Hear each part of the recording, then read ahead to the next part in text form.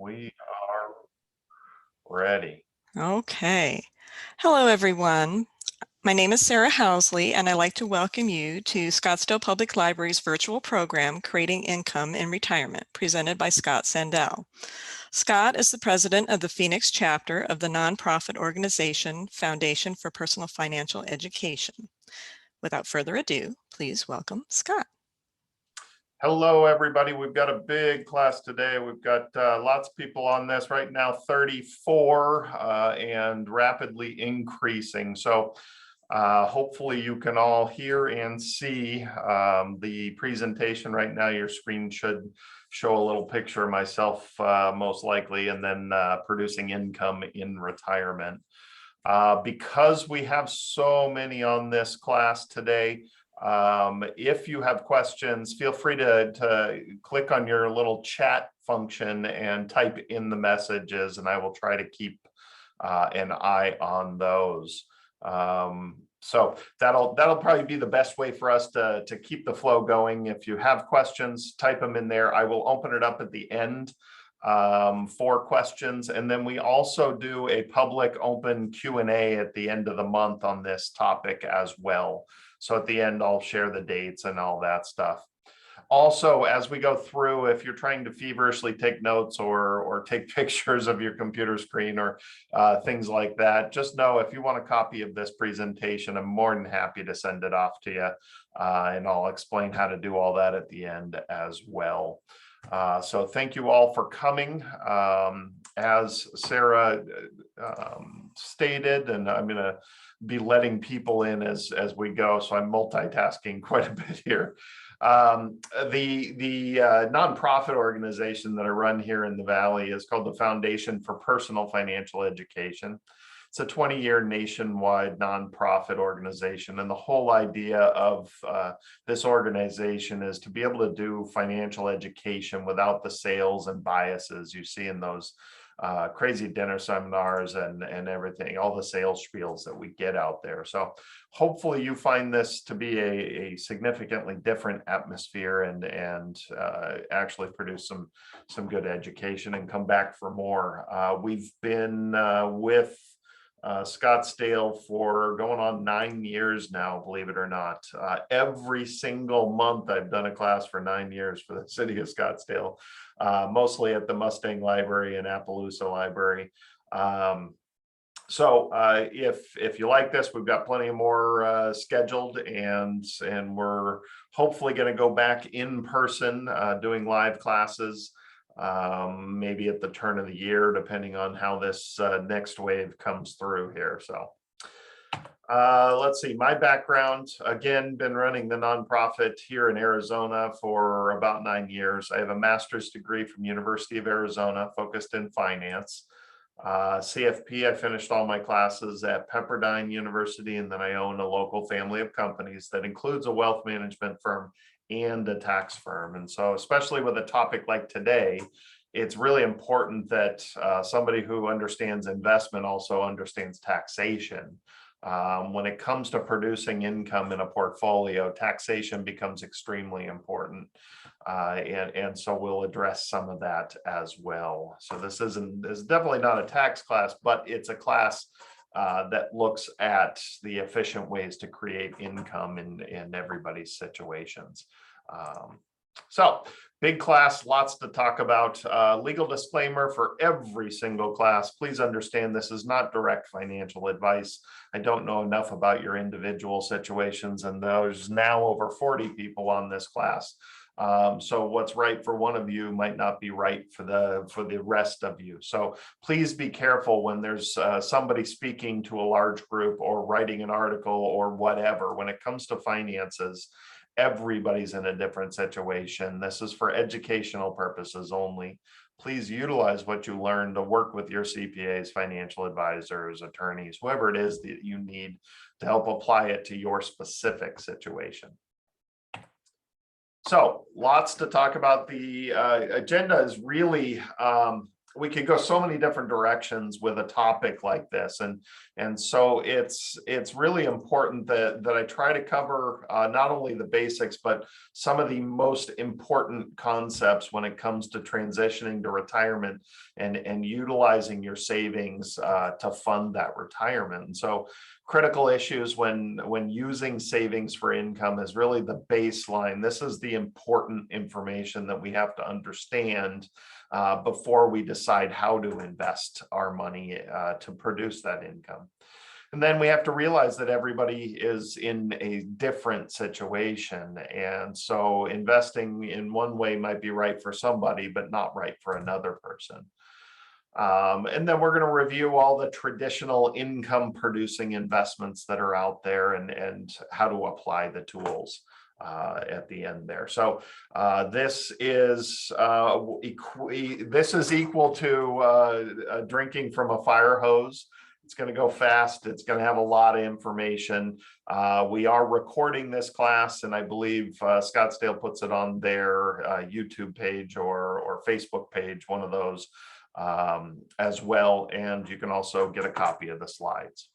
All right, so here we go. So let's start with the really important things that we need to understand when we make this transition and we start using our savings to pay our bills in retirement. The first thing I always like people to understand is what happens when we have volatile investments. Okay. And we have what I call 3 different phases of your life when it comes to your investing strategies. And so this actually starts boiling down to some really basic math that makes some people go cross-eyed and some people say that this just isn't fair. The other people all look at this and go, yeah, that's right. So it's interesting to see reactions when I go through this math, but we're not in person today. So let's run through this. Let's imagine we have $100,000 and we want to invest it. Okay, so we take $100,000, we put it into an investment account, and we buy some investments, and all of a sudden a big crash happens and you lose half your money. Okay, so you had 100,000, but you lost 50% of it, and now you only have $50,000. Okay, so the question now becomes, how much do you have to earn? How much do you have if you earn the same 50% back next year? So that means in 1 year, your investment portfolio went down 50%, and then the next year it went up 50%. So you started with 100, you lost half of it, it went to 50, it went up 50% right back the next year. And now what makes most people go cross-eyed is you don't have all your money back. Okay. Matter of fact, you're way short of all your money. You went from 100 down to 50, losing 50%. Then you earn 50% back again. Well, 50% of 50,000 is only $25,000. So losing 50, earning 50, you're not back to square one. And that's important to understand about this math. Okay, because this affects you differently in each stage in life. And this is where we really start looking at this and trying to understand, well, how do we need to change portfolios based on individual situations? Well, it's all based on whether you're choosing to withdraw or not. So in the preservation years where you're not putting in and you're not taking out. Okay, so if you took no money from this portfolio, how much does your portfolio have to earn for you to get back to square one? Get all your own money back.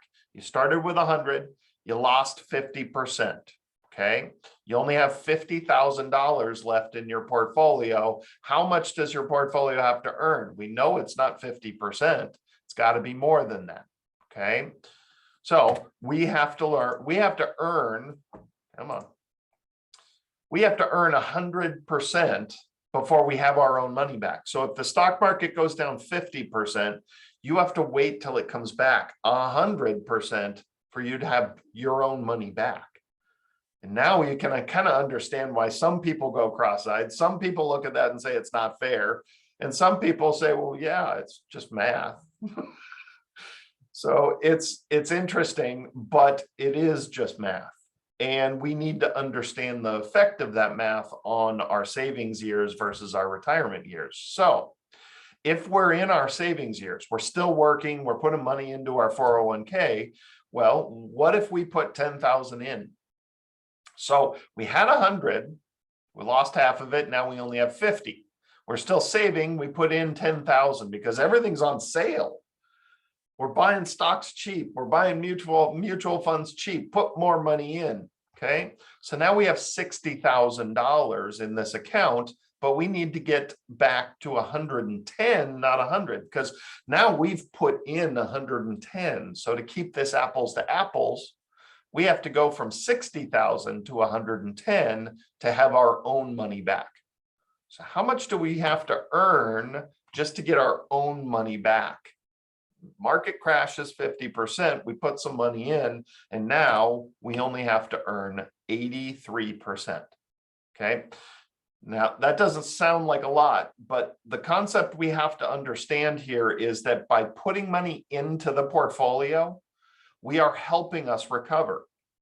Instead of having to earn 100% in our investment portfolio just to break even, now we only have to earn 83% to break even. Okay. It's helping. And that's why all the advisors through life tell you, hey, volatility is fine. Keep putting money in, keep putting money in. You're buying things on sale. It's fine. Okay. We learn these concepts.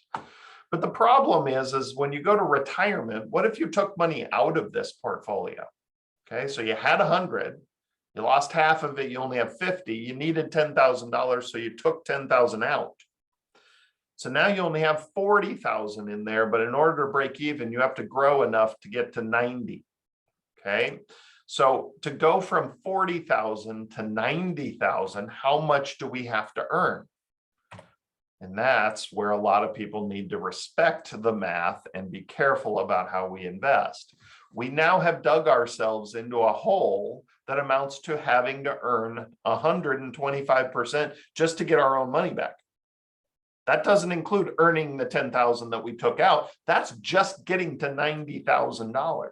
That's how much it takes to go from 40,000 to 90,000 is 125% growth in your portfolio. Just by taking 10,000 out, you hurt yourself quite a bit. Okay. So we have to understand how this relates to investing is during the volatile years when you're saving, keep putting money in through volatility. It helps you recover. And now you have more shares and the growth exponentially helps. Okay. But in the retirement years, volatility is extremely dangerous. And withdrawing through volatility is a huge no-no. Don't do it. We can't be pulling out of our portfolio during big volatility. That is what will kill your portfolio, because now you got to sit around and wait till you earn 125% just to get back to 90. And then you can start working on what you pulled out of there. Okay. So that's basic math on investing, on how things change through different parts of your life as you transition into retirement. So now I always laugh about the 4% rule. The industry at this point kind of uses it as a rule of thumb, and we hear it quite often, whether it's the Schwabs or Fidelities, the big boys out there, or independent advisors. I don't want to say everybody hangs their hat on a 4% rule, but I find once you actually research and learn about the statistician, the mathematician that created the 4% rule, the whole idea of the 4% rule was that you could pull 4% of your portfolio every year in perpetuity. You can never run out of money. That's what most people think. Okay. A well-balanced stock portfolio, you can pull 4% of and never have to worry about running out of money. Well, the first thing I have to tell you about this mathematical rule is that it was created in 1994. So here's what the stock market did in the time period they used to calculate the 4% rule. Okay. So it pretty much went straight up. The other thing that I have to put in here is that their math was based on 50 to 75% stocks, the rest bonds. Well, these were also during periods where bonds were paying 13% interest. And by the way, this is safe bonds, AA, AAA bonds. we're paying 13% on down to say 7%. Now, I always laugh when I look at this and say, well, wait a second, you're telling me I can only pull 4% out when bonds can pay me anywhere from 13 to 7%. If I put all my money in 30-year bonds paying 7%, couldn't I pull 7% out and never touch principal? I don't understand the 4% rule. And so then you dig in deeper and realize, well, if the initial calculation is 4%, and then you're supposed to increase it by inflation every single year after that. And it was only supposed to last 35 years. So this rule was kind of absurd, and it was built in a time where interest rates were so much higher and stock markets were significantly less volatile. Okay. Now, when they actually did the math after the decade of 2000, we added in 9/11 and we added in 2008, the stock portfolio, the 75% stock portfolio, and now bonds were in the 4, 5, 6% range. Holy cow, that math didn't work anymore. So just, creating income from a portfolio and just hanging your head on, I can pull 4% every year. Well, that theory has been blown out of the water, and mainly because of interest rates. Okay. Interest rates and volatility have completely changed the investing environment, especially when it comes to using your money in retirement.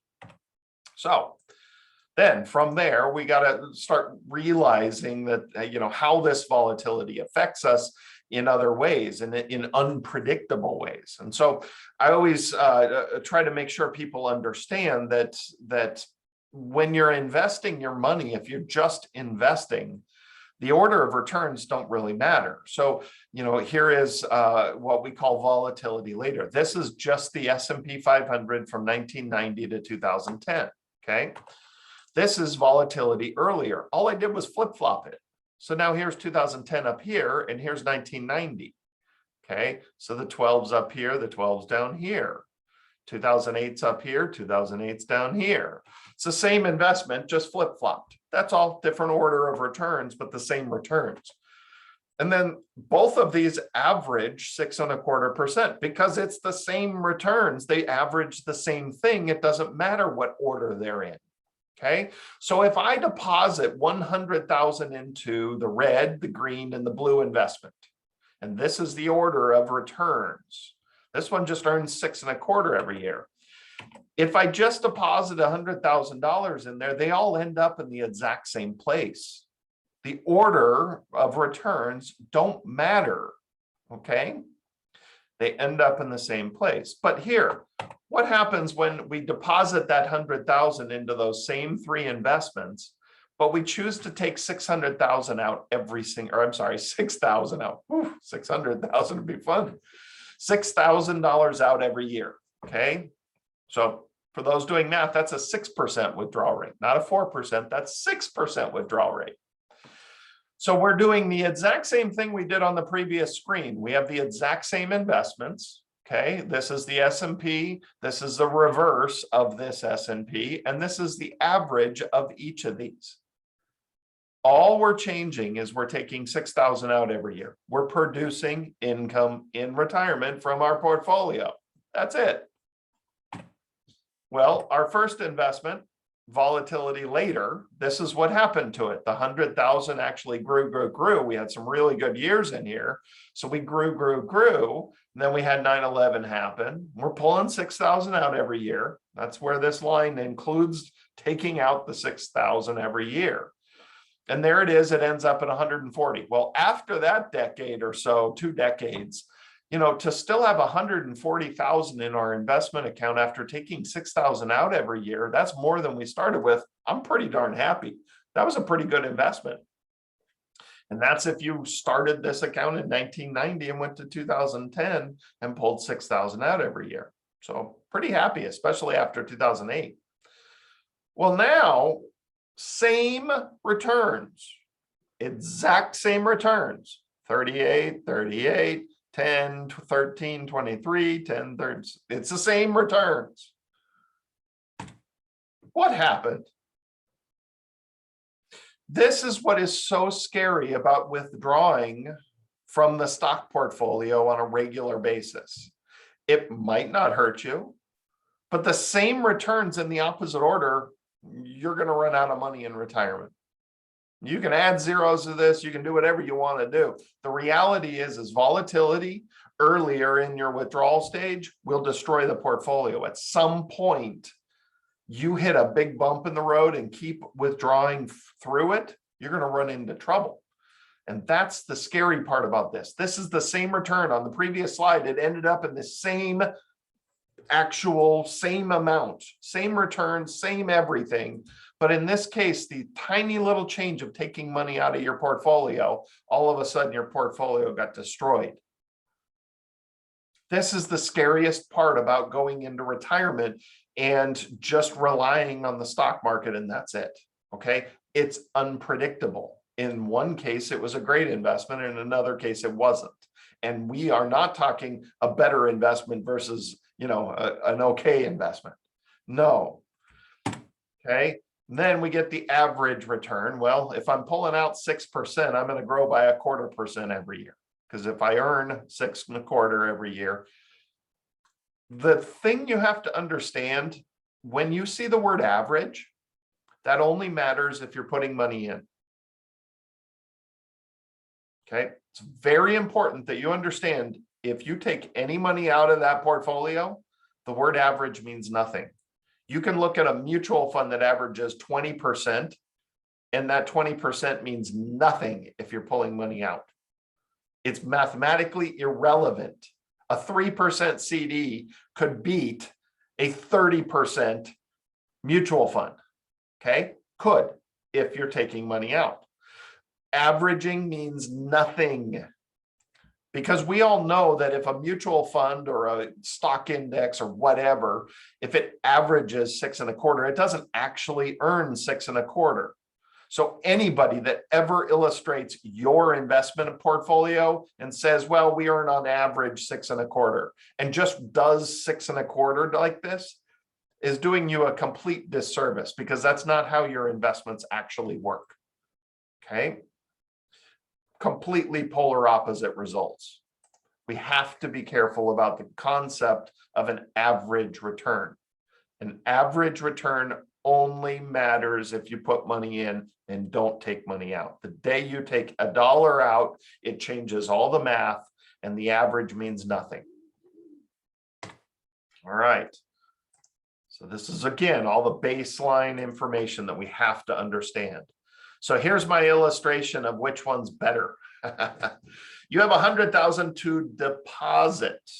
Okay, you're just depositing $100,000, and you have two investment choices: the boring CD paying 3%, which I know we can't find right now, and the standard or the S&P 500.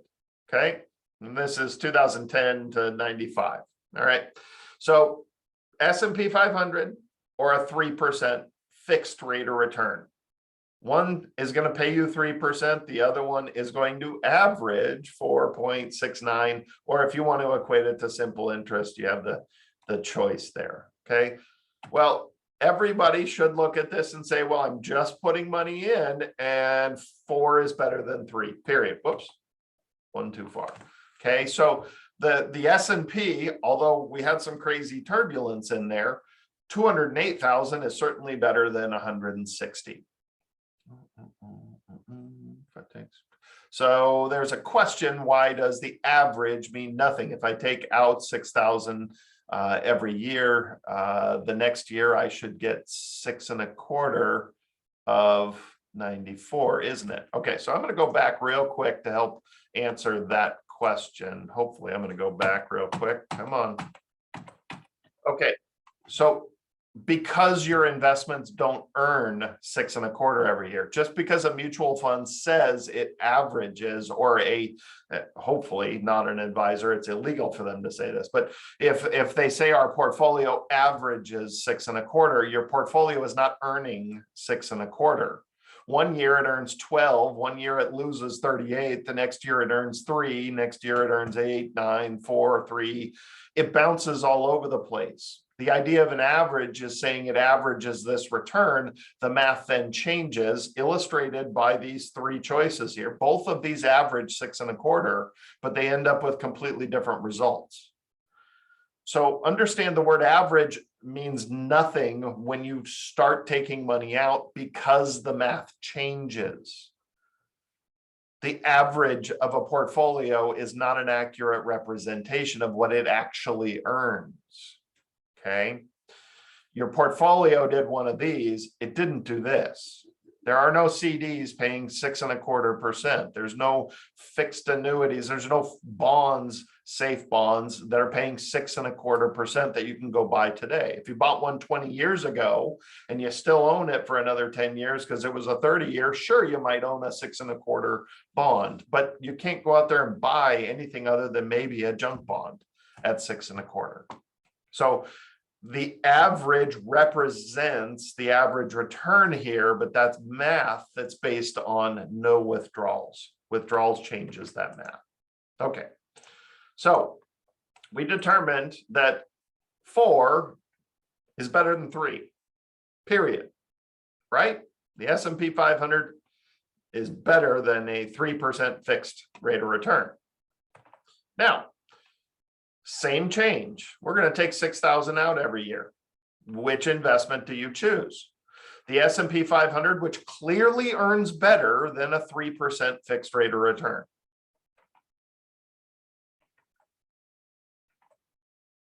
Why did the fixed rate of return by far perform better than the S&P 500? In the previous slide, same returns, $100,000 deposit. Absolutely, the S&P beats 3% rate of return. But now we go change the math by taking money out. And all of a sudden, the boring 3% rate of return blows away the S&P 500 investment. And that's because of that volatility. And that's because of that first section we went through. When you're withdrawing through that volatility, you dig yourself into deeper and deeper holes. Okay. This is a concept that has to be understood. It is so hard for people to build wealth, grow in the stock market and flip a switch and go into retirement and conceptually understand that a boring 3% boring investment is somehow going to outperform a higher earning investment. Mathematically, in their head, that doesn't make sense, but mathematically it does. Okay, we have to understand that less volatility, boring investments, if you're going to be withdrawing, perform better over time. Okay, and that's what we have to be careful with. So, why is planning different for every individual? Okay, well, it's really easy. Warren Buffett pulls pennies out of billions. Warren Buffett can invest however he wants. He has great philosophical ideas of how everybody should deal with money and everybody should be able to get rich. But the reality is, when it comes to his investment portfolio, it can be completely different than anybody else. Well, I can equate this to the real life. Okay. I know plenty of people in retirement that have $10,000 worth of guaranteed income between pensions and Social Security and only live on $5,000 of it. So they can invest their savings however they want, just like Warren Buffett. They can put 100% in stocks and never have to worry about the volatility because they don't need that money to fund their retirement. Okay. Whereas I know people that have $10,000 worth of income, but spend $20,000 every month. Now, those people rely on their portfolio and need their portfolio and the withdrawals from it every year. And so that's important to understand that everybody's in a different situation. And there's obviously levels of gray in between all of those. So we have to be confident that investing might be different than our friend or our neighbor that brags about their portfolio making 60% this year or whatever. Okay, we have to be so careful about, well, my friend says that this is the way you're supposed to do it. Okay, their situation is different than yours. Financial planning should really expose that and help people understand the difference between your situation and somebody else's. So how do we start, creating a plan for an individual? Not everybody, for an individual. Well, the first thing you do when it comes to creating income in retirement is looking at your budget. Okay, nobody likes the word budget. I don't want you to count your pennies and save receipts. This is not about pinching pennies in retirement. This is about liberating and enjoying retirement and knowing confidently how much you can spend and how you're going to pay for things.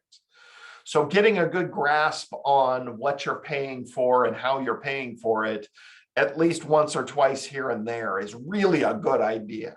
Okay. So the first thing you really should do when you're heading into retirement or in retirement is really just listing out the I have to pays. Okay.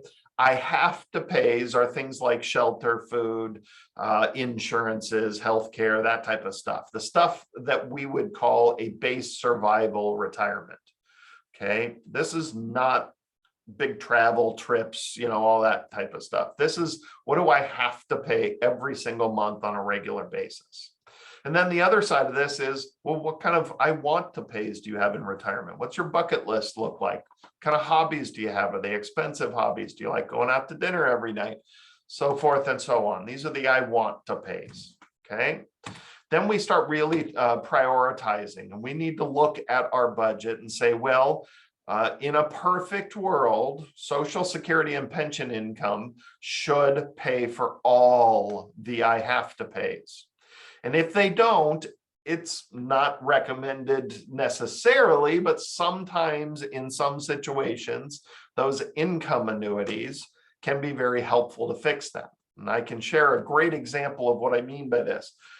This is part of the psychology of finance. I knew a lady that went into retirement and all she had was $600 a month in Social Security and a whole bunch of money sitting in her bank account.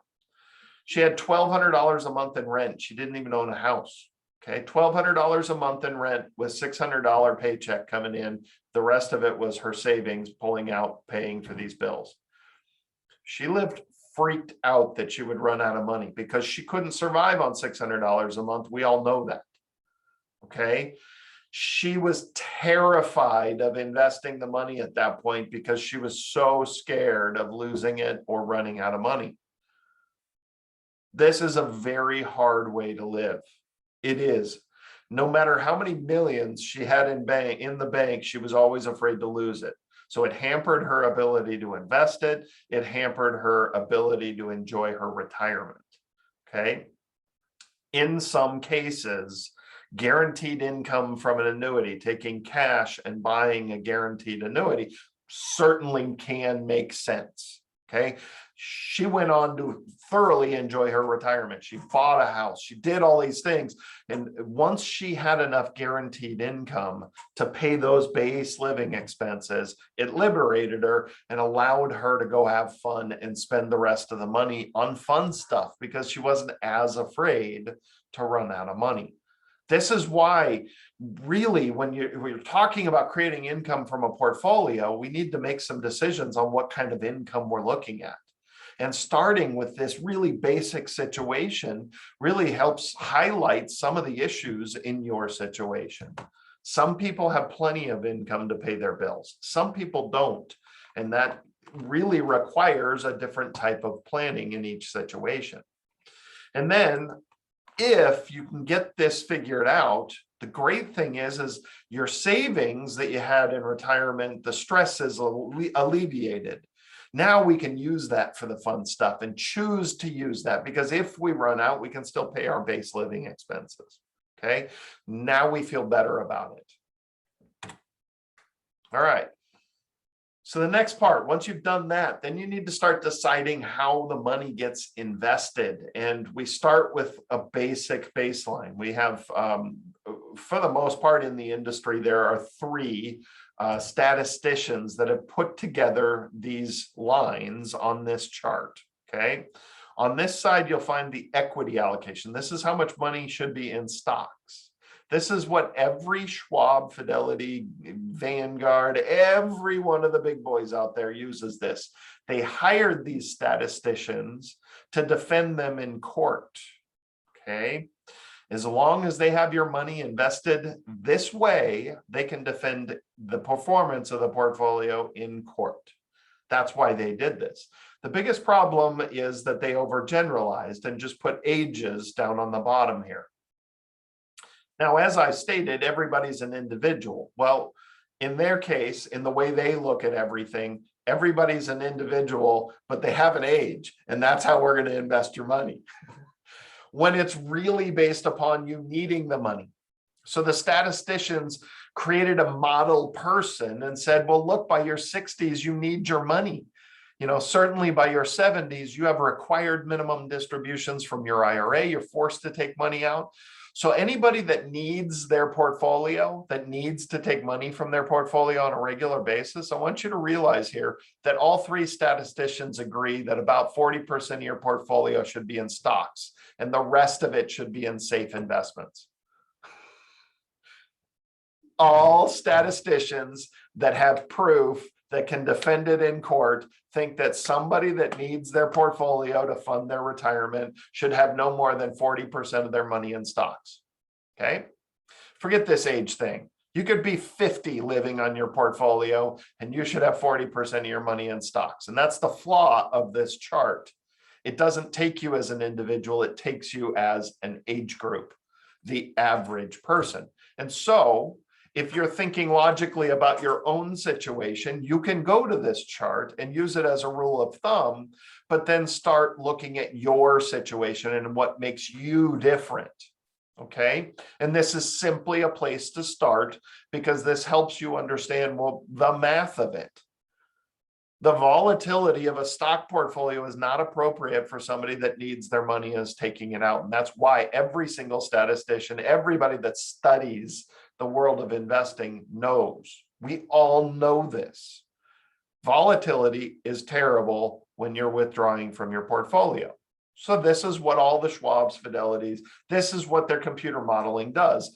And then they'll waiver 10% or so for each individual. Unless you're adamant and signing off on it, they have to have proof that you said 100% in stocks or 100% in bonds or so forth and so on. Okay. All right. So now, how do we start applying this to individuals and building our retirement plan to produce the income that we need? We have to do it one step at a time. If we've done all the previous steps and understand the concepts, well, now we can build our portfolio one step at a time. Whoops, wrong way. There we go. So the first thing, the foundation of a retirement is that guaranteed income. Okay, so you always address this first. It should cover all your expected living expenses. If it does, then you don't have to throw money at this section. The savings you've produced for your retirement does not have to be thrown into guaranteed income investments. Okay, this is where you draw the line. Those dinner seminars will sell income annuities to anybody. They don't care whether you need it or not. Some people could utilize them properly and benefit from them, but the vast majority of people that get them don't have any idea what they're getting. This answers that question. Do you have enough guaranteed income between Social Security and pension income to pay your base living expenses? If the answer is yes, then you have no business going to a dinner seminar and getting a guaranteed income annuity. All right. The second section is how much cash should I have sitting in my bank account? Okay.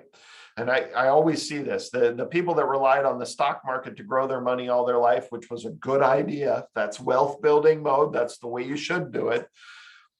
Tend to have lots of cash in retirement. They sit on sometimes 50-50, half the money in the stock market, half sitting in cash. And they think they're in their time in the market. And it's insane. That's not how you handle it. Your performance of the overall portfolio would be much better. Just go put it all in safe investments and let it all work a little bit. So the cash that you should have in the bank account is very simple. It's different than your working years. It's 1 year's worth of unexpected expenses and expected fund money. Remember, all your guaranteed income pays your base living expenses. Okay. Whereas the cash should be the cushion. Instead of pulling from the investments, ooh, oh no, I need $5,000. Oh no, I need 1,000. Oh no, I need this. You end up making bad decisions on where to pull from it. So you design a system that then puts all that money you need for the whole year into cash in a bank account. And you refill that bank account once a year from your investments. Okay, quick question here. Let's see. Since most guaranteed income investments these days, example bonds are not guaranteed income at all, period. So that part I completely disagree. Are generating 1% return. Can you still justify having 60% of your portfolio in this type of investment? Okay, so lots of things going on there. There are a lot of different safe investments. I do a class on every safe investment, and I do it a couple of times a year. So that way you can see your choices of all safe investments. Guaranteed income is completely different than a safe investment. To me, a bond, the single A, double A, triple A bond portfolios, I would consider those safe investments, but there are plenty of other safe investments. The only guaranteed income that I'm referring to is Social Security, pension income, and guaranteed income annuities, meaning guaranteed for life, whether you run out of money or not, it's still paying you. Okay. The CDs, the bonds, the fixed annuities, all those other safe investments might pay interest, but they're not guaranteed income. Okay. So two little things there. Do I still recommend it? Well, if done properly, absolutely. The performance is significantly better than the roller coaster we've seen in the stock market if you are withdrawing money. So the question has a lot that it's bringing up, but that's really what we're addressing here. If you need your portfolio to fund your retirement, then safe, boring example of 1% investments should be incorporated in one way or another. Okay. So again, building this portfolio, once we've taken care of the guaranteed income, we have to figure out how much cash we want to do. And we want to refill that once a year. Okay. That's important for efficiencies. So now the next part is, how do we invest this money? Okay, so this is to the question, how much of our money we should do this with. Okay, well, if you really need your money and you're pulling out, like for instance, a required distribution, well, that's starting at 4% and getting bigger every year. That kind of withdrawal rate, you need to lean on safety.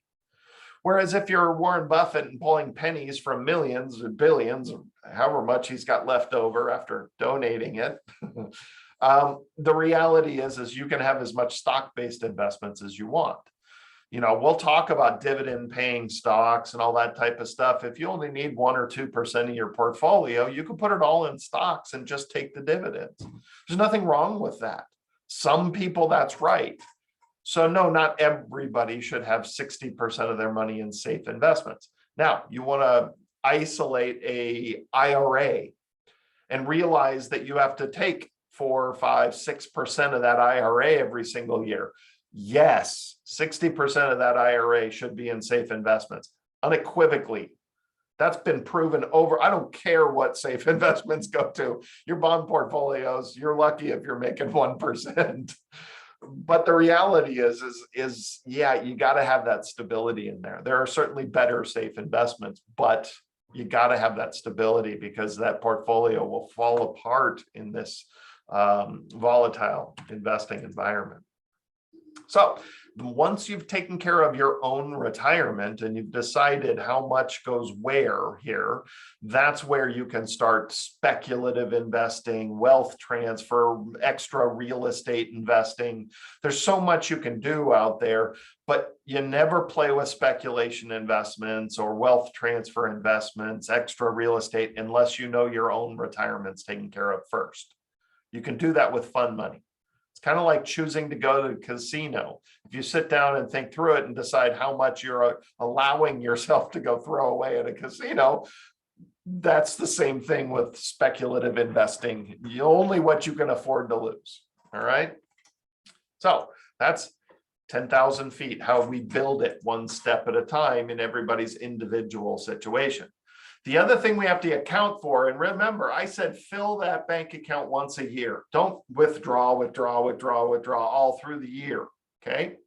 The reason we do that is so we can control taxation and control which investments we're choosing to pull from. You know, should I pull from my IRA or should I pull from my after tax or from my Roth? Should I pull the dividends? Should I do the, you know, we got to figure out where we're pulling from. And a lot of that will be based on taxation. Okay. So we have thresholds that we need to pay attention to.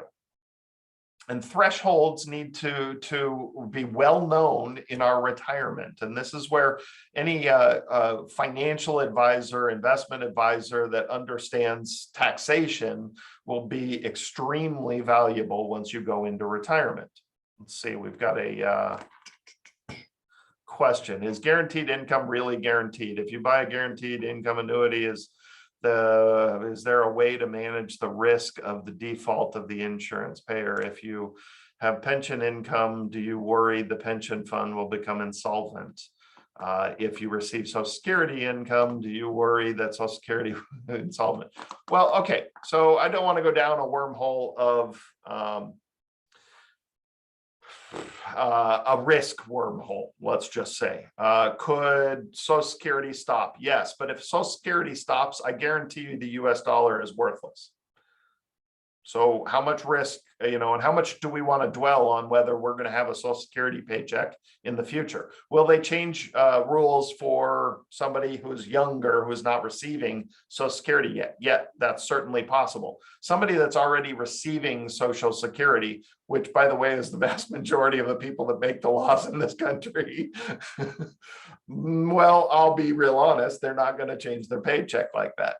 So understand, it would take catastrophic events for an insurance company for you to lose a penny. And in the last over 100 years, proven reserve years in insurance companies, nobody's lost a penny.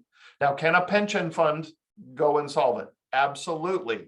But not all pension funds are insurance companies. Insurance companies have so many regulations and guarantees of return of premiums, return of your money. If your insurance company doesn't pay it, it's about as bad as all of a sudden waking up and Social Security being gone. Our whole entire financial system has crashed and broken down. My business partner's father worked for Enron his entire career. Enron. Hopefully you all know what happened to Enron.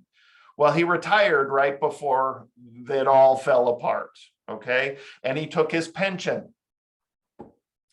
which is still paid to his mother today. A pension from Enron is still paid to his mother today because the vast majority of pensions, the company takes money, in this case, Enron, took dollars and sent it to an insurance company, and the insurance company pays the pension, not Enron.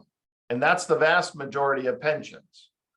Insurance companies are paying them. So even though Enron went out of business, once you start receiving the payments from your pension, most of them outsource it to an insurance company. Enron goes out of business, the insurance company still pays the payment. So look, guaranteed income annuities are as safe gets, period, by regulations and guarantees that we have in that system. Social Security. Look, we can go through retirement worrying that Social Security is going to go away, but if it does, then all your US dollars are worthless. There's very logical reasons that if the US dollar, or if the Social Security goes away, then the US dollar doesn't exist, because it's just a confidence game. We don't have a gold-backed dollar. We have a confidence dollar. And if they can't pay Social Security, we've lost confidence in the dollar and it's worth nothing. So we can't go through life worrying about things like that. So yes, guaranteed income is guaranteed, and we have to go in looking at things like that. Now, if you're fortunate enough to have more money than you'll ever know what to do with, and you don't have to rely on Social Security or pension or guaranteed income annuities, that's fine. All the power to you.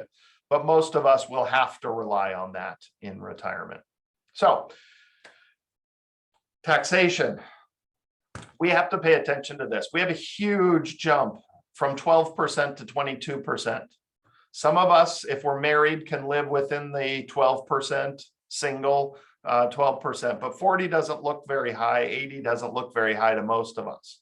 Okay, so I'm not going to dwell on this because taxation is a lot more than just a chart, but we do have to understand that capital gains, long-term capital gains and qualified dividends are taxed on a separate schedule at a much lower tax rate. Okay, and we have to understand that these thresholds, if a single person makes $41,000, they don't pay 22% on all of it. They pay 22% on just what went over the 40,525. Okay. So in order to be efficient and pay attention in retirement, we need to know these thresholds. These thresholds are really important for people and they adjust every single year. Total income. Okay. For a married couple over 65 is 108. If you go over 108 income, then you start paying 22%. For single people, it's 54, because the difference between these numbers right here and the previous tax bracket is you have deductions. For a single person, you have $12,000 of tax-free income. Married people, you have $25,000 of tax-free income. It's your standard deduction. Certainly you can itemize, but it's very hard to nowadays. And if you're over 65, you get an additional boost. Okay. So these become very important. So when you choose to withdraw money and build a portfolio, if you are pushing over these 12% tax brackets, wouldn't it be nice to push over with dividends that are taxed on a separate tax bracket? So you can have a much higher income, but it be taxed at a much lower tax rate. And that becomes really important when building a portfolio, and choosing the types of investments and where they go in your portfolio is based on these thresholds here. Okay. And that, when somebody is thoughtfully putting together an investment portfolio for someone in retirement, should absolutely unequivocally be paying attention to this. Because I'm okay with IRA withdrawals and pensions and Social Security and all the stuff like that if you're in 12%. But now all of a sudden, I really like the long-term capital gains and qualified dividends right here at 15, 18, and 23%. Look at this. 18, you can stay at 15% below 250. Okay, this chart's a little confusing. But from 80,000 to 250, you're only charged 15% for joint. For individual, it's all the way up to 200,000. That's in dividends, qualified dividends and long-term capital gains. So we can manage that by choosing the right investments in the right situations. And this is really important for people. And this is why everybody's in a different situation, and why one person's portfolio might rely heavily on dividends, whereas another person, it's completely inappropriate. Okay. Let's see, got a few little comments and questions coming through. What happened if the non-earning spouse turned 65? What tax bracket would they be in if the max income is? So this is a joint tax bracket. It doesn't matter whether it's an earning spouse, a spouse earning income or not. Our tax brackets could care less. If you're married, it's a joint tax bracket. If you're single, it's an individual. It is not based on who makes money or not. If you're a married couple, you each get $1,350 once you hit 16 or 65 or above. So if you're a married couple and one of you is over 65 and one is under, it's 25,000 plus one $1,350. Once you're both over 65, you both get the additional $1,350 added.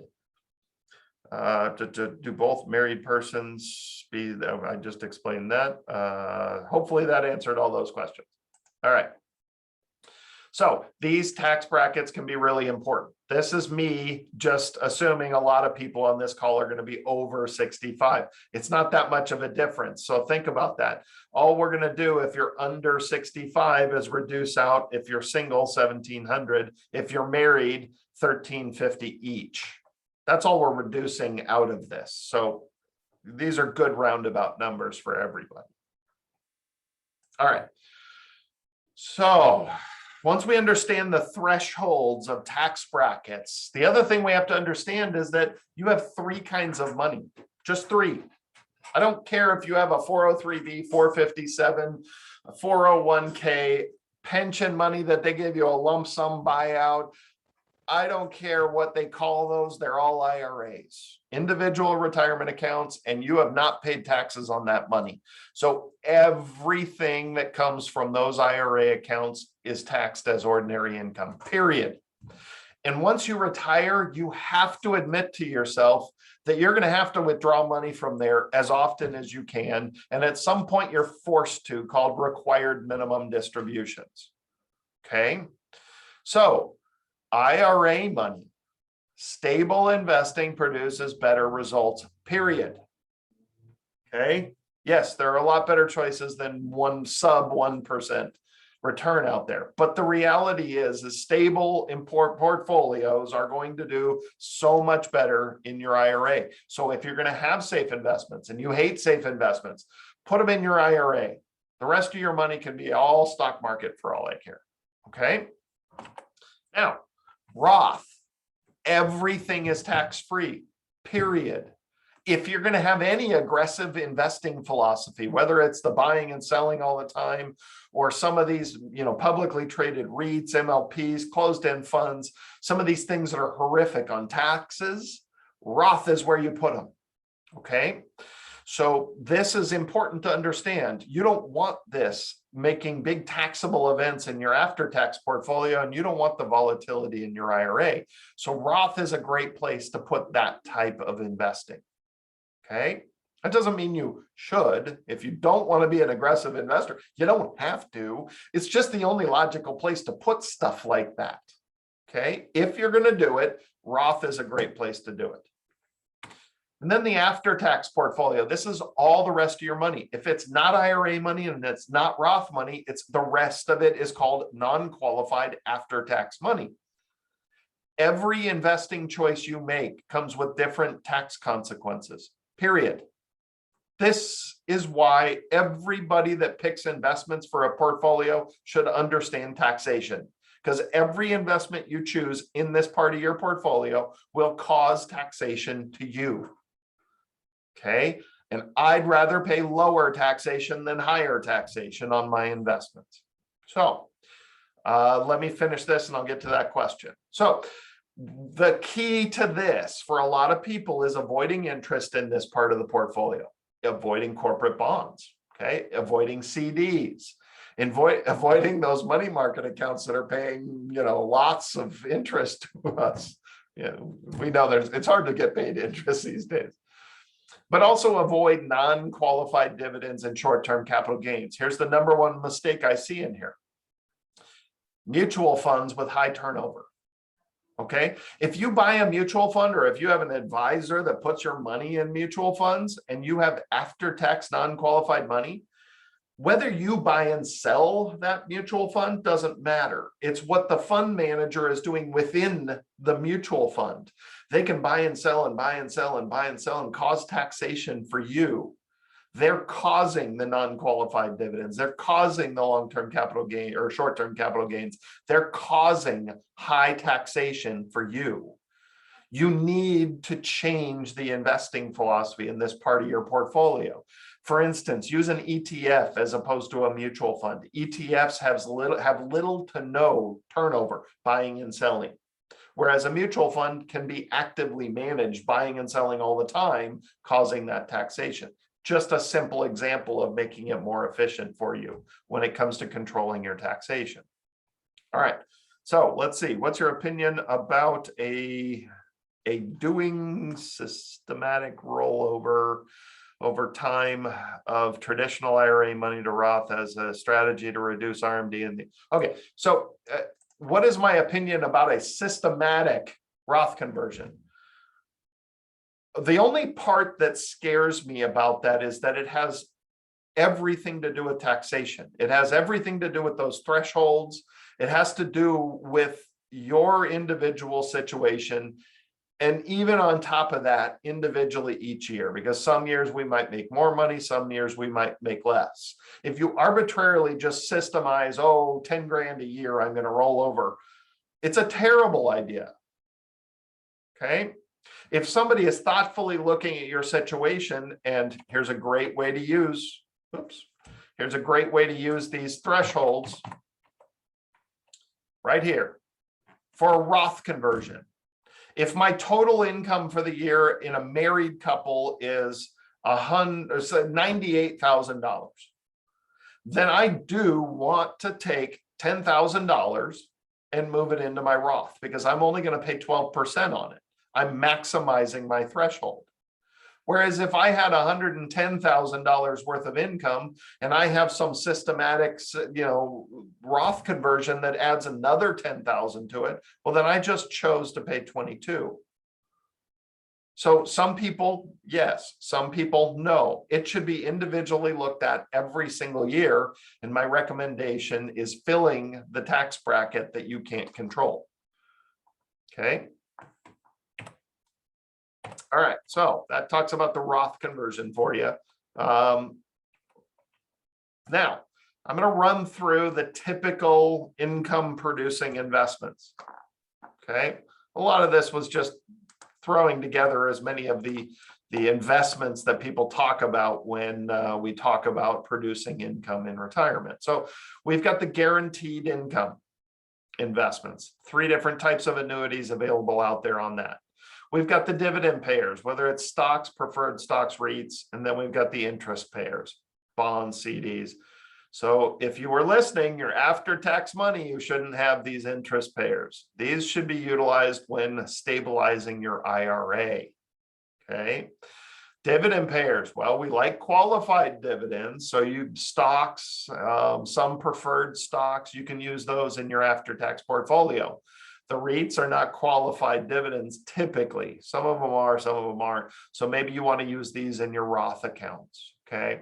Guaranteed income, that's where we're stabilizing the I need to pays.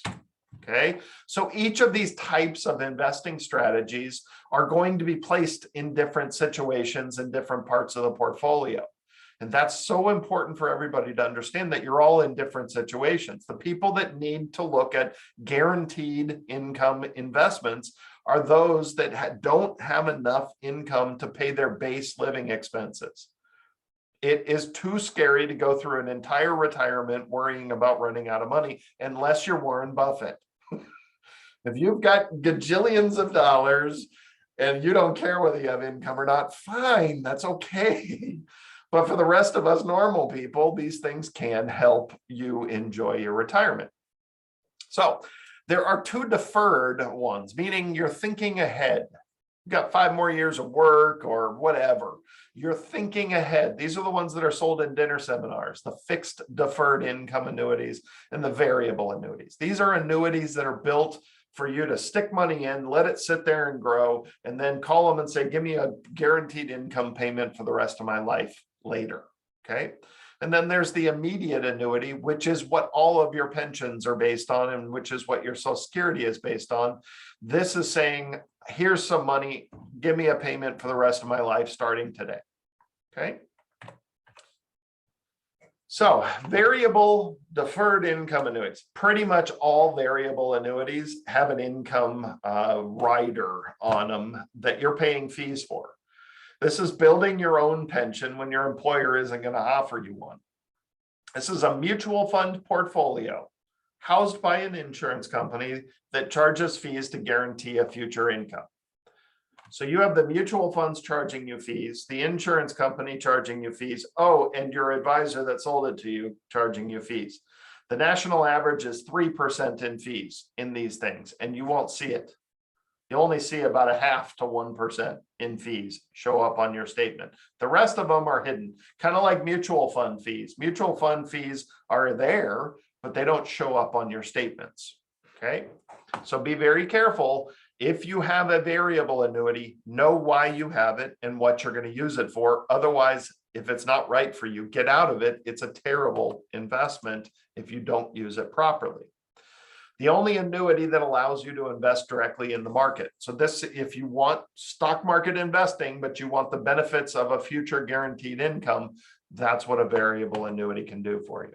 Allows for the owner to choose different mutual funds. So the insurance company is not choosing how to invest your money. You get to choose from a buffet of options.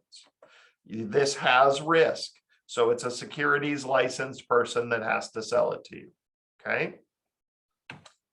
Now, the fixed version of that, it's the same animal, but instead of relying on the stock market, it gives you a guaranteed growth of, say, 7%. We've seen 10%. We even saw 14%. Now, these are largely sales gimmicks unless you use them properly. Okay, you're growing this fictitious account by a guaranteed growth rate. It's a fictitious account. Your real money is not growing at 7, 10, or 14%. It's a fictitious account that they're going to use to calculate a guaranteed income from. And that's what a lot of people miss when they start looking at these things. They're like, woo, growth of 7%. It's growth of a fictitious dollar amount. It's not a withdrawal rate of 7% or 10 or 4. It's simply during deferral, a growth of a fictitious account.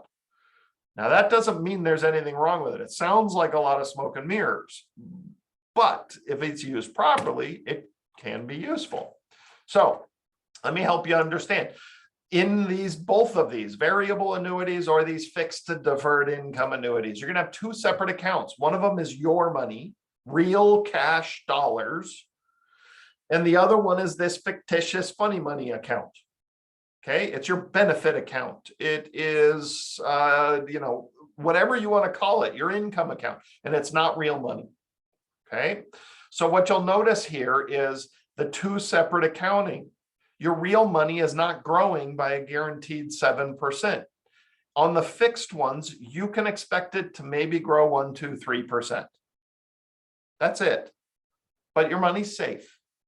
Whereas the income account, the magical account, will get a bonus, it'll get guaranteed growth, and it'll look wonderful. But notice, you can only use the cash account if you die, withdraw, or cash out, versus the income account, you're only getting it if you want to trigger a lifetime of income. And by the way, you're not even getting it. You're just getting a payment that was calculated based on it, and then they're going to go to your real money and hand it back to you. Only after you receive all your own money will they start using their money. And that's when you win. Well, the variable annuity is the same thing. It's going to have two separate accounts. The mutual funds minus the 3% in fees are going to determine your cash value in case you die, want to withdraw money, or cash out the policy. Whereas the income account will have some funny little high water marks and guaranteed minimum growths. So instead of 7%, you'll find 5% minimum guaranteed growth. Or every time your stock portfolio peaks, they'll lock in that high water mark. Okay. So the crazy thing is the actuaries never know how much this income account will amount to. But this is also why you don't get into a variable annuity without having a kind of a predetermined waiting period. You don't want to just put money in there and say, hey, give me a guaranteed income the next year. You need to give this time to lock in these high water marks to grow. So that's important when you do these deferred versions of guaranteed income. Okay, but this still doesn't really tell us how much income we get. 151 versus 113. That's not income. That's a dollar amount. That doesn't tell us anything. So the thing that they don't go through with you in these contracts is in the contract, they show you how they calculate guaranteed income. So if I'm 70 years old and I put 100 into the fixed version and 100 into the variable version, and here I am, I wake up at 70 years old, the variable has 283,000 in this magical account, and the fixed only has 260. So logically, I'm going to look at that and say, well, the 283 has got to be better than 260. Well, then I go to the contract, and in the fixed annuity contract and variable annuity contract, it says what percentage of that account they will pay me on a guaranteed basis for the rest of my life. Okay, well, I'm 70 years old. And the variable annuity will pay me 5% of 283, which is 1181 a month for the rest of my life. Okay, now when I say for the rest of my life, they're going to hand me back $1,181 of my own money and keep doing it until my own money is gone. And then only after that will they start paying me from their money. Okay, it's guaranteed for life. After your money runs out, they got to pay you. Now, the fixed annuity, which had less in this magical account, just to illustrate and show you why this magical account is not as important as the payout, all fixed versions of these pay out more percentage-wise than variable. All of them. It's an industry standard for a very logical reason. So 260 times 6% is actually 1301 a month.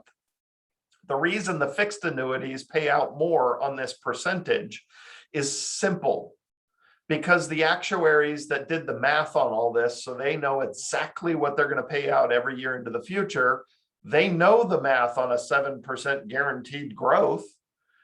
When the variable annuity relies on the stock market, they have no idea what this income account's going to be. And actuaries, math geeks, hate not knowing. They can't control it. So what they do is they mitigate their risk. They lower their risk by having a lower payout because they don't know how high. This could be $1 million. The stock market could just go straight up, and this could be an infinite amount of money. So they have to mitigate that risk by having lower payout rates in variable annuities. Across the board, it's that way. Okay. So then the fixed annuity payout, almost all of the companies will double it if you're in long-term care. Now, some of that's fine print, smoke and mirrors, but understand the vast majority of these will promise to pay out double the income for up to 5 years, which is nice if you're in a long-term care facility. And then after the 5 years, they revert back to the single payout. Most the fine print is going to tell you it's only if you have cash value left. Okay. All right. So those are the guaranteed income deferred choices, and the regular guaranteed income immediate annuity has been around forever, like 220 AD. They found it on a Roman tablet. I'm not even joking. So our whole Social Security system is based on it. Pensions are all based on it. The idea is more of an actuary table. Okay. Give me a lump sum of money. I'm going to predict how long I think you're going to live, and I'm going to give you a payment for the rest of your life. If you live longer, you win. If you live shorter, I win because I'm keeping your money. That's what an immediate annuity is. Okay. So just as examples, so we understand the payouts on this, when we start looking at this, this is by far the highest guaranteed payout investment you will ever see anywhere, period. The key is guaranteed. 100 grand for a 70-year-old male would pay out 7.43%, guaranteed payment for life. That's not bad when you look at the investing world, especially right now. But who wants to write a $100,000 check that poof disappears if you die 2 days later? The insurance company gets to keep it. Well, on the flip side, if you live to 100, trust me, you're going to get paid out quite a bit of money, and it's going to be a good investment.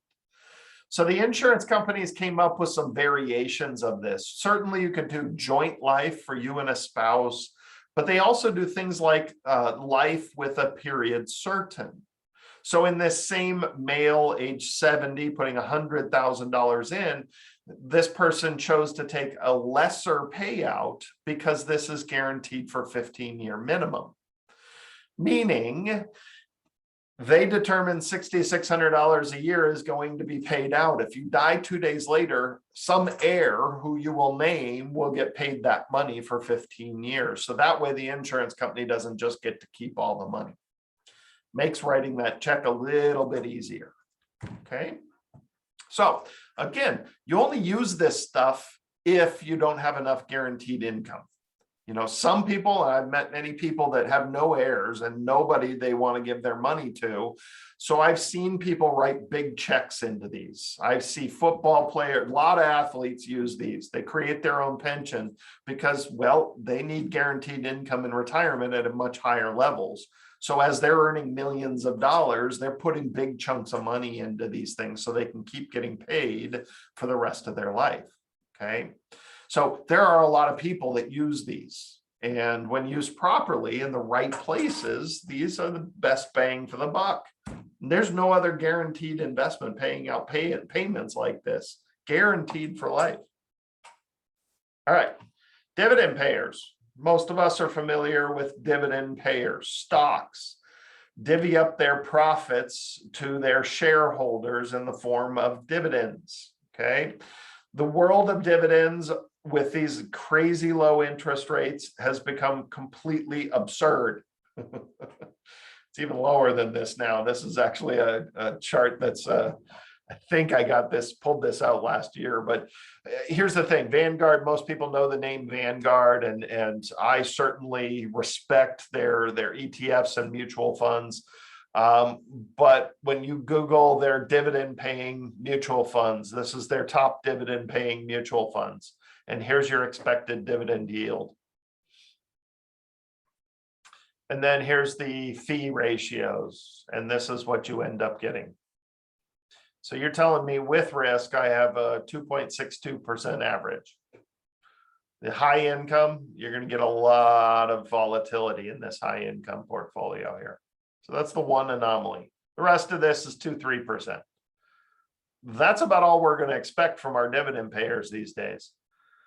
Okay. Can you create a portfolio that's going to average 5%? Sure. You're taking on a lot of risk and debt-laden companies. That's what you're doing. Look at the companies that are paying high dividend yields and realize that their financial position is not so great. So you are taking on risk. Okay. The Dow is under 2.7 now. The S&P is under 2. The NASDAQ is right around 1. There's a high yield dividend index. I just laugh every time I see it, 2.97. The world of dividends, I have no problem with a growth-based dividend portfolio for people that don't need a lot of their money. If it's just little passive money that you're going to pull out and you're okay if it fluctuates, dividend portfolios can be great. Okay, you want to focus qualified dividend portfolios. Qualified dividends are US stocks that you're not buying and selling, you're buying and holding. You want to focus that on the after-tax portion of your portfolio for tax reasons, not in your IRA. Your required minimum distributions exceed this, and this is what I call the snowball effect. If you have a dividend portfolio averaging 2.5% and you have to pull 4% out, you have to sell shares, which means you have less shares next year to come up with that required minimum distributions, which means you need to sell more shares. And when I say more shares than the previous year. And it's the snowball effect. It's a great way to get rid of debt, but it's not a great way to spend your money. Okay. So be careful about bond portfolios and dividend portfolios as your main investing strategy in an IRA, because they can't keep up with the required minimum distributions. And when you hit that tipping point, it starts rolling downhill and falling apart quickly. Okay, so there's right places to put dividend portfolios and there's wrong places. There are right people's situations and there are wrong people's situations. I'm not here to tell you everybody should put money in dividend portfolios, and I'm not here to tell everybody they shouldn't. Some people, it's right. After-tax money is usually best in retirement because these are tax-advantaged investments. Be careful about high turnover mutual funds, though, because they will turn qualified dividends into non-qualified taxed at higher rates. They will turn long-term capital gains into short-term capital gains at higher tax rates. Low turnover mutual funds, preferably ETFs, exchange trade funds. Same thing as a mutual fund, less turnover because they say, here's what we own, and they're not actively managing. Okay. So preferred stocks. These are interesting for a lot of people. There is very little diversification in the preferred stock world. And so you have to understand that there can be big volatility. There can be periods of good long stability, but there can be big volatility. When we talk about preferred stocks, the vast majority of preferred stocks that you can invest in are financial companies like banks. Okay. So we do have to be careful about the fact that we can't diversify very well in there. And so when you look at the pros and cons and you look at the investing, when 2008 happened, the preferred stock world went from around 20 bucks per share down to $8 per share. And then you notice it grew back, but not all the way back to 20. It never got back to the 20. And this is what's crazy. If you bottom up here and you went down to here, that's quite a roller coaster, but still today, you never got back all your money. Where we've seen great stability, you buy in 2010 and you've seen great stability and great returns. Okay, because you're getting 5-6% yield out of these things, which is great. So the pros: higher set dividend rates. They declare them and pay them, and you receive those dividends before common stock. So it is possible that the preferred stockholders will receive their dividends and common shares holders won't. Taxed at the same as common stock dividends. So again, buying and holding the proper stocks, you can have tax advantaged dividends coming out of here. Easier to buy and sell than bonds. So that's good, more liquid, more in and out, and typically stable value other than the big anomalies. We got to be careful about this. You hate these things if you bought them prior to 2008's crash. If you bought them in 2010, something that sat fairly flat, paying you over 6%, I'd be pretty happy with it. Not bad for a safe, stable investment. The thing is, you can't call these a safe investment because of these huge fluctuations that they can and will go through, and the lack of diversification you run into. So the bad side of this: price fluctuations by interest rate movement. So because it's more of a set payout, if interest rates are rising, then the value of these start going down. So we got to be careful about rising interest rates, much like bonds. They are callable. You know, they could decide not to pay you anymore and just give you back the price per share. No voting rights. Boo-hoo. That's not a really bad con. And then bondholders have priority in bankruptcy. So real estate investment trusts. Okay, REITs. Real estate can be a great investment. Okay, but understand the category itself comes with volatility and comes with interest rate sensitivity. Rising interest rates hurt these. Even though you might pick the one that's low leverage, meaning they haven't borrowed very much money and that therefore they're not exposed to problems with interest rates. The problem is the category has that stigma. So you will get lots of fluctuations, especially revolving around interest rate changes. So I don't have a problem adding this to a dividend portfolio to increase the yield, but relying on this to a fund or retirement all by itself, this is a category that comes with risk and volatility. So you have to be careful about this. Adding it just like the preferred stocks, you can add it to a portfolio as a diversification, but you can't rely on it solely. Okay. And these are publicly traded REITs I'm talking about. Private REITs are unregulated and considered speculative investing, period. They are illiquid investments, and please don't ever put them in an IRA, period. You have to have liquid investments in IRAs. Let's see, a question came in. What is your opinion about doing systematic rollover over time? I think I already answered that. Sorry, thought it was a new question. All right, so let's move on to the interest payers. So those of you looking for safe investments that pay more than 1%, there are choices out there. So let's look at them. A lot of the interest payers are where we find our safe investments. Okay. So first things first, bonds. Anything considered a safe investment in bonds, you're looking at the single A, double A, and triple A range. Okay. That's really what we're looking for. Triple B is teetering on junk bonds. Anything below triple B is considered junk bond status. Not likely to pay back all the money. That's where you see high yield mutual funds. Most of them are filled with junk bonds. All right, so let's look at interest rates in the bond world. I just updated this a few days ago. This is the bond yield in the market. TD Ameritrade / Schwab, they're all one big conglomeration, is the largest bond market maker in the world. This is what the market is bearing. That's right. Your AA, AAA, even single A, if you have to go all the way out to 30 years to find 3%. 10 to 20 years on a AA, you might find 3%. Okay.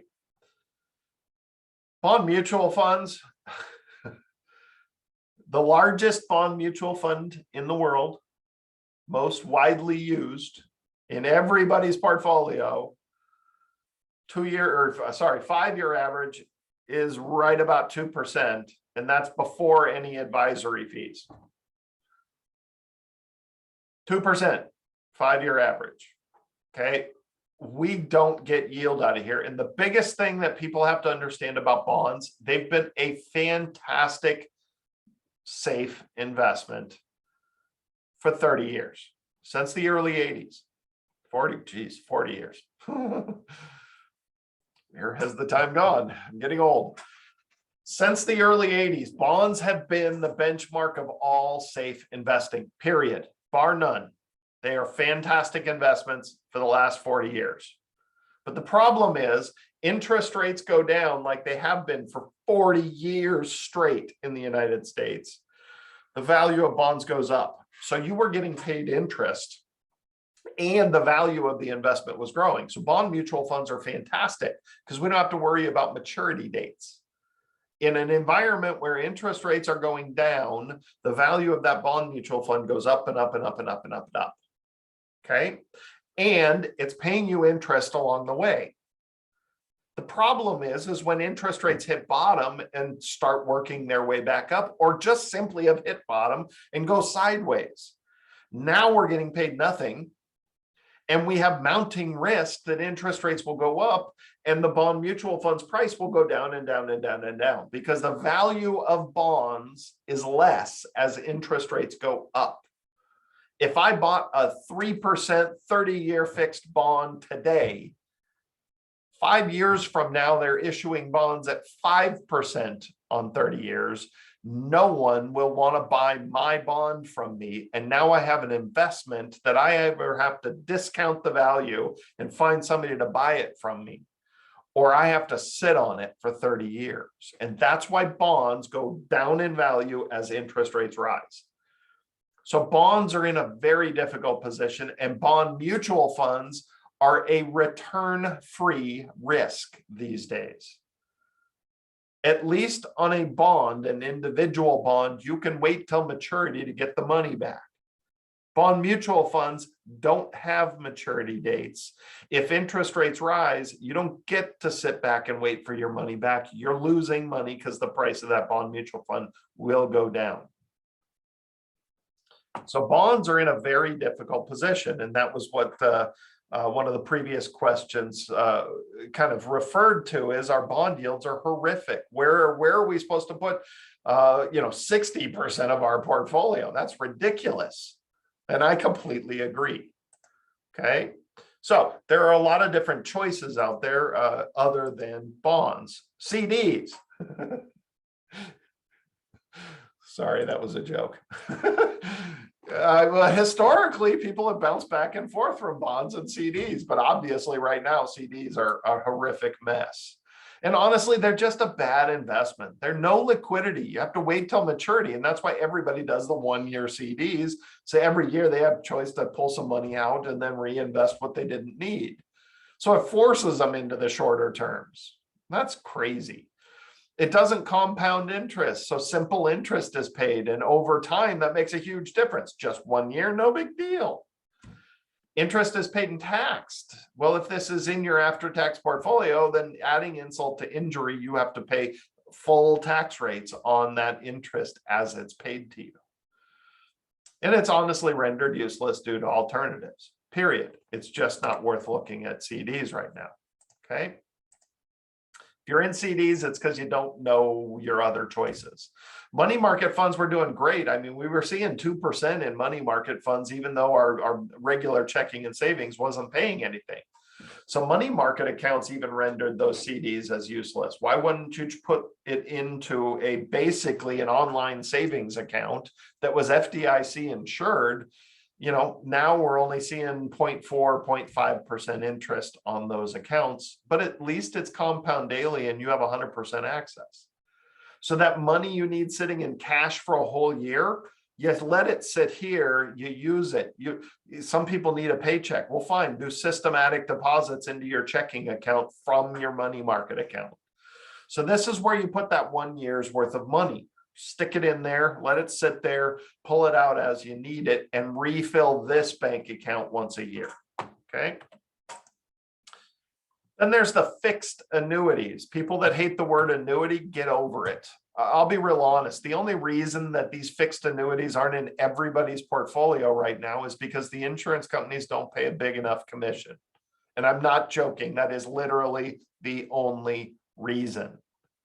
These are CDs from insurance companies. That's it. They are a fixed period of time with a fixed interest rate. Period. That's all. There's nothing scary about these things. It's just that nobody wants to sell them to you because they pay such little interest. Do you know every stockbroker has access to CDs from Berkshire Hathaway and all these big companies that pay much better interest than any of the cornerstone banks? But no financial advisor wants to put them in your portfolio because how the heck are they supposed to get paid? Do you see the dilemma in the industry? That's the scary thing about what's going on out there. So just so we understand, this is tax-deferred compound interest, much better than a CD. You control the taxation, and they're paying you interest on top of interest daily. 10% penalty-free access withdrawals each year. Most of these companies allow you 10% access. So you can invest it for a longer period of time, which gives you a higher interest rate. So you can still pull money out as you need it. And 10% is plenty for required distributions. And then there's higher interest rates than CDs, significantly higher. This is currently what we're seeing out there.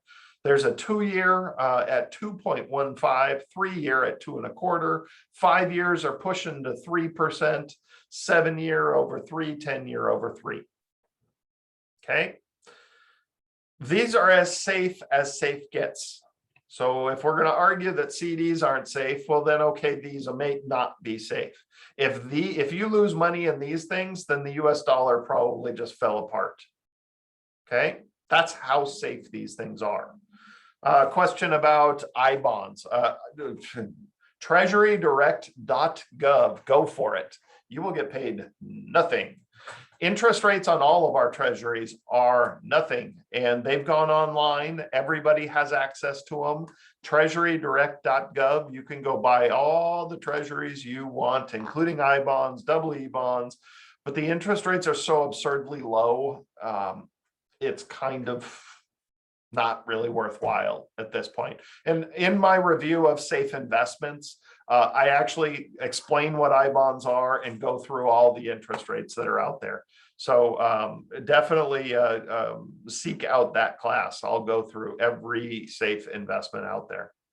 What's the difference between these annuities with the ones we talked about before? A significant difference. Polar opposite. So the annuities that we talked about previously were guaranteed income annuities. They were giving you a payment for the rest of your life. This is a bank account that pays interest. This is a CD. A CD is not guaranteed income. A CD is somebody paying interest to an account, and that's it. This is a bank account with an insurance company guaranteeing a period of time to pay a fixed interest rate. That's all this is. Okay. They will pay interest for 3 years, 5 years, 7 years, 10 years, and it gets paid into the account. Okay. It's not a payment to you. They're compounding that interest daily. If you need money, you get to choose to take money out, just like a bank account.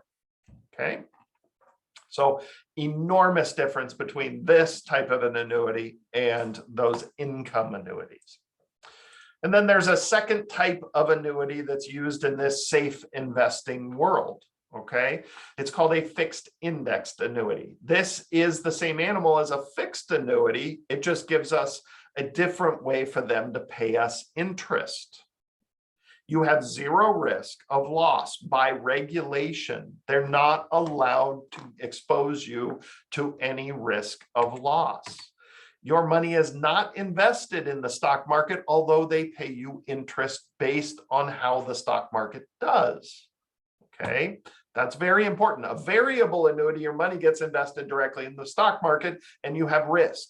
A fixed indexed annuity is an account that is not allowed to have any market risk, yet they're going to pay you interest based on the stock market.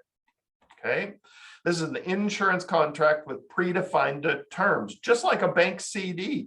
Banks have started creating CDs that will pay you interest based on how the stock market does. They are ages behind these things at this point. Okay, the insurance world's been doing this for a long time. Fixed indexed annuities are fixed annuities. They have no risk. That means you don't need a stockbroker, a securities licensed individual to do these. Okay, so what do we mean by they will pay us interest based on the stock market? Well, I'll show you 3 examples. These are just generic examples.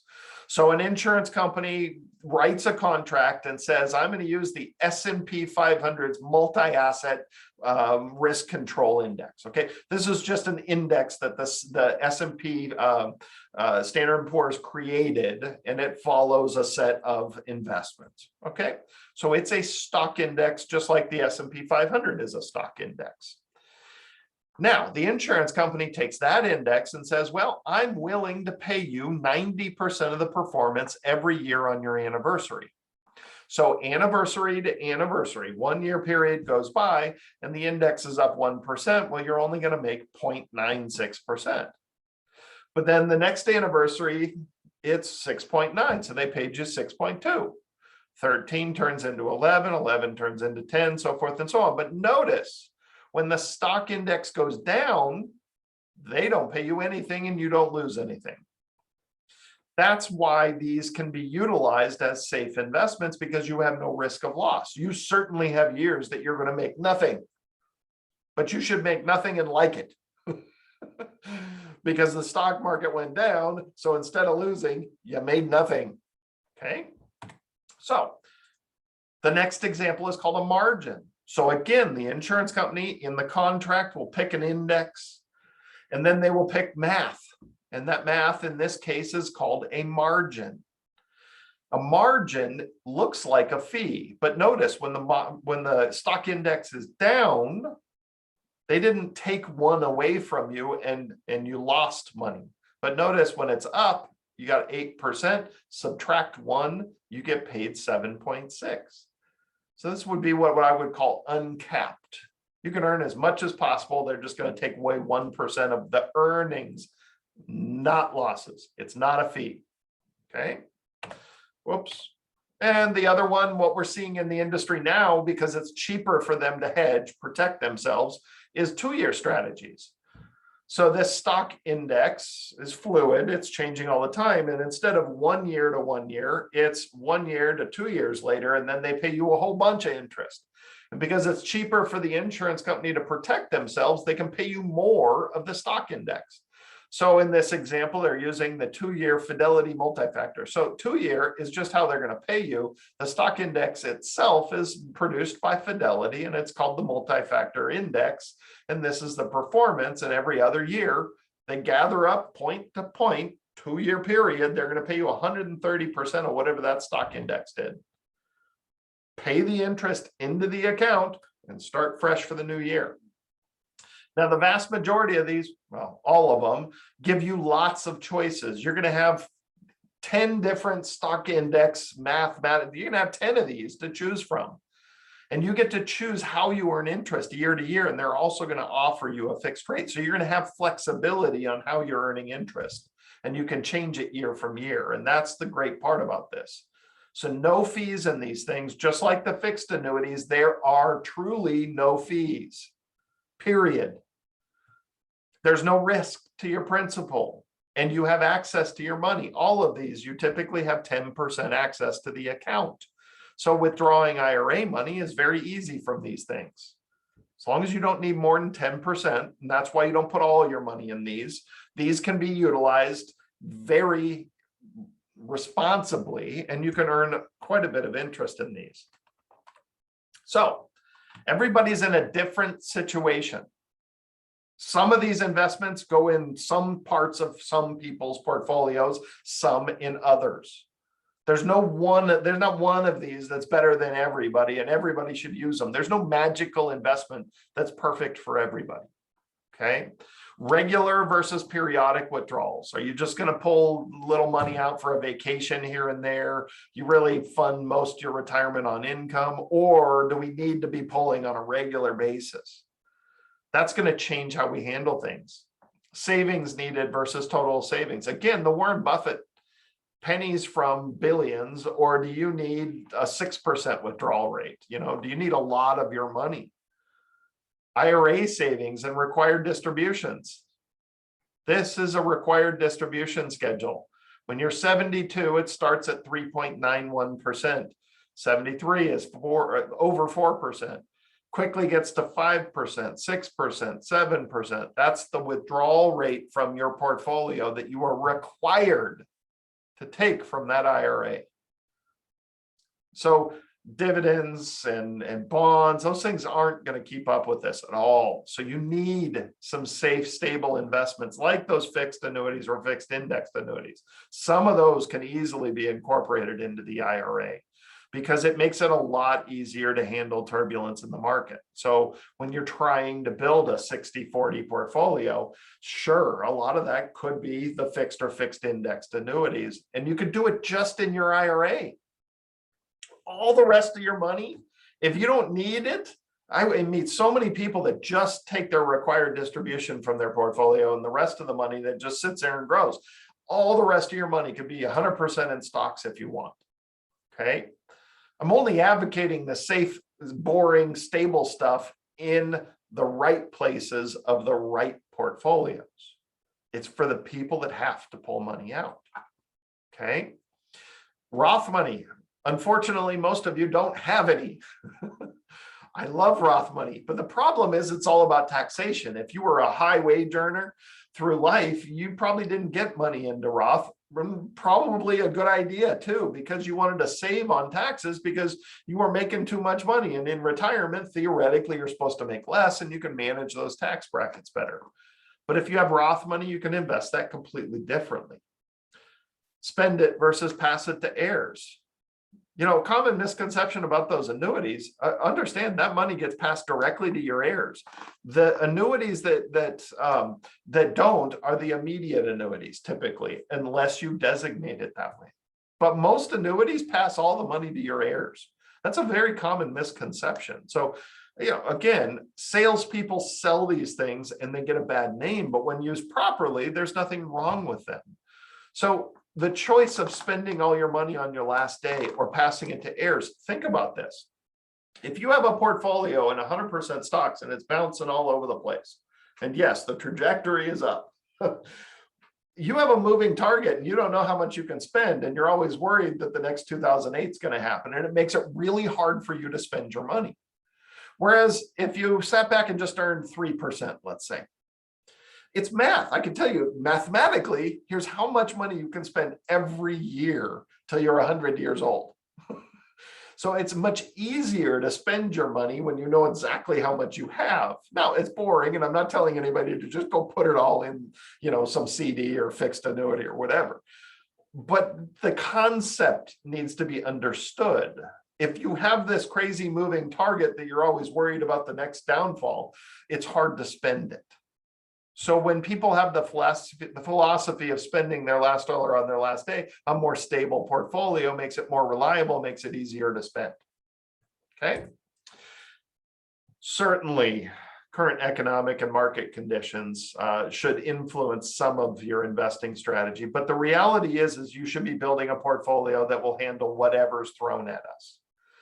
Because anybody that thinks they have a crystal ball that knows exactly what's going to happen to the investing world next year or 5 years from now I guess I need to meet them and see their track record, because everybody's track record seems to come with a lot of smoke and mirrors. So please be careful about the crystal ball method. Your portfolio should be built properly to handle whatever problems get thrown at you. Not, we're going to handle the problems by panicking and selling everything. We can't do that in retirement. And it's really terrible on most people's taxes. So don't do that.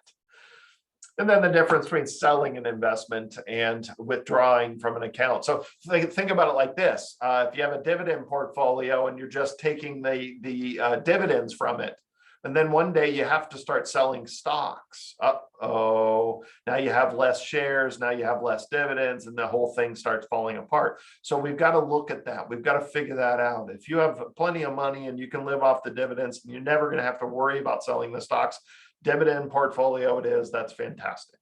Okay. So building the plan for you, we go back to this pyramid. We have two principles we need to live by when we start allocating. The higher your dependence on your portfolio for income, the less it should be left to chance. And the larger your withdrawal rate, the greater the effect of volatility. Okay. The larger that percentage you're pulling out is, the more stable your portfolio needs to be, period. Okay. So then you take that philosophy and you build this one step at a time. Guaranteed income pays the bills. Great. How much cash should I estimate I'm going to need for the upcoming year? Great. Put it in the bank. Don't worry about it sitting in cash. Invest the rest of your money. Okay. So remember, retirement planning is not just investing your money. Hopefully you see that in a class like this. Be honest about where you are and where you want to be. Set goals, educate yourself, develop a strategy, inspect what you expect, and consult with knowledgeable, unbiased advisors, which is hard to find, especially in the safe investing world. There's way too many biases out there in that world. Let us know if we can help out. Certainly, if you want any of our free reports or anything like that, visit our websites. We've got lots of those, or I'll send them to you if you let me know. If you want a copy of this presentation, shoot me an email or send or give us a call and let us know you want a copy of these slides. I can send out the PDF of these slides to you fairly quickly. And then certainly if you want to meet with me for any reason, obviously this is what I do for a living, but the nonprofit requires I give you at least an hour of my time. It's first appointments I never charge, and we talk about anything you want to talk about. You drive that meeting. It's about answering questions and getting to know each other, and that's about it. So certainly if you want to meet with me, you're more than welcome to ask via email or phone call. Let me know, and we'll match up schedules and get together. Our website, the nonprofit website, we've got lots of stuff going on in that, and we're going to be updating and changing it. But the reality is we've got lots of open Q&As. We've got additional classes coming. Let's see, free library classes. Here's the Scottsdale classes right here. Producing income in retirement. Next month, we are doing Social Security planning, and then finding unbiased financial advice, understanding required distributions, planning for volatile markets, and so on. So we got lots of classes. We're here every single month. Again, hopefully we are able to get back in person at some point soon. And then also on the website, we got lots of free resources as well. There's videos, short videos, and lots of stuff like that. So if you're looking for more education, jump on the website. We got lots of stuff there. All right, I am going to pause the recording.